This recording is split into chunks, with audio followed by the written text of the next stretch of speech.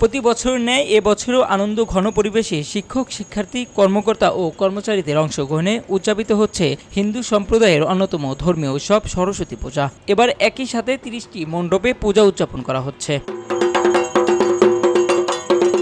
সোমবার সকাল থেকে পূজা মণ্ডপগুলোতে অংশ নিতে ভিড় জমান সনাতন ধর্মাবলম্বী শিক্ষক ও শিক্ষার্থীরা। পরে একে একে দেবীর চরণে অঞ্জলি প্রদান, যজ্ঞের ফোঁটা কপালে দেওয়া, আমের মুকুল কিংবা কুল খেয়ে উপোস ভাঙার প্রথাগুলোর মধ্য দিয়ে পূজার আনুষ্ঠানিকতা শুরু হয়। পূজা উপলক্ষে প্রায় প্রতিটি বিভাগের সামনে স্থাপন করা হয়েছে সরস্বতী প্রতিমা।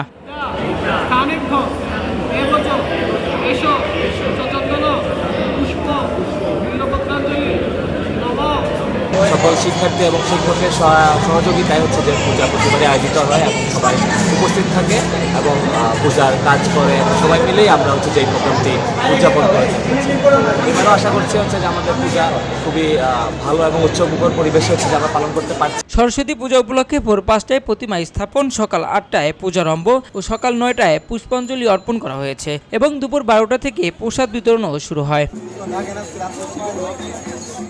বিশ্ববিদ্যালয়ে ২৮টি ডিপার্টমেন্টে ৩০টি পূজা মণ্ডপের আয়োজন করা হয়েছে। এ সময় বক্তব্য রাখেন বিশ্ববিদ্যালয়ের কেন্দ্রীয় পূজা উদযাপন কমিটির সভাপতি ঋতিকা সাধু, বাংলাদেশ কেন্দ্রীয় পূজা উদযাপন পরিষদের উপদেষ্টা এবং পূজা পরিষদ সাবিপ্রবির সভাপতি অধ্যাপক ডক্টর হিমাদ্রি শেখর রায়। প্রতি বছরের ন্যায় এবারও শাহজালাল বিজ্ঞান ও প্রযুক্তি বিশ্ববিদ্যালয়ে ৩০টি পূজা মণ্ডপে পূজা হচ্ছে।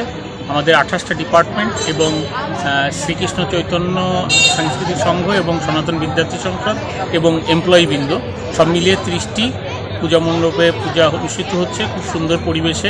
সকলে মিলে চাইছি যে আমাদের যে ঐতিহ্য শাহজালাল বিজ্ঞান ও প্রযুক্তি বিশ্ববিদ্যালয়ে যত অতিথি আসেন সকলেই এখানে দুপুরের খাবার খেয়ে তারপরে যান। এটা আমাদের শাহজালাল বিজ্ঞান ও প্রযুক্তি বিশ্ববিদ্যালয়ের ঐতিহ্য।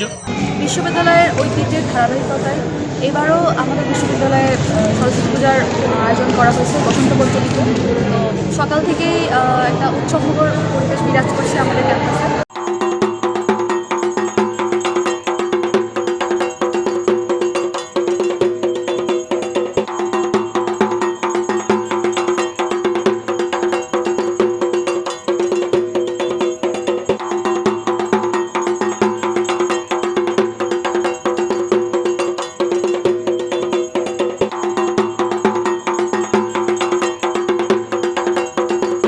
খবরের কাগজ, নিখাদ, নির্ভীক, নিরপেক্ষ।